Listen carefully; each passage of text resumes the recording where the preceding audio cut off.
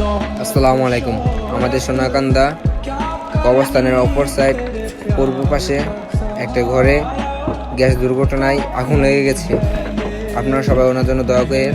ঘর ভাঙাতে ওনার অনেক ক্ষয়ক্ষতি হয়েছে। আল্লাহ ওনাকে যেন উঠে দাঁড়ানোর তৌফিক দান করে। হ্যাঁ, আমি